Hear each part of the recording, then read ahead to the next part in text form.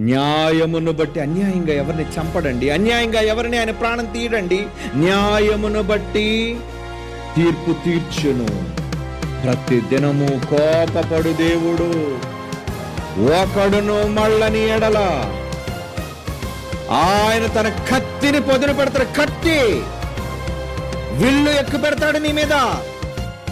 రెడీగా పెట్టాడు నిన్ను. మారకపోతే మారని మనిషిపై దేవుడిది ఆయుధం దిగుతుంది. ఏంటి ఆయుధం?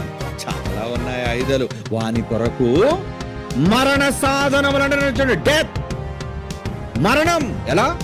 యాక్సిడెంట్ కావచ్చు, రోగం కావచ్చు, ప్రమాదం కావచ్చు, ఇబ్బంది కావచ్చు, గుండెపోటు కావచ్చు. ఏ రకంగా అయినా సరే నువ్వు చస్తావు. నీ టైం అయిపోయినప్పుడు నిన్ను తీసేస్తా. నేను నిన్నే టార్గెట్ గా పెట్టాను. దేవుడు గురి చూసుకొడితే అసలు మనిషి బతకగలడా? బట్ట కట్టగలడా?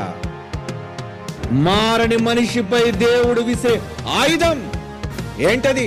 చావు, మరణం.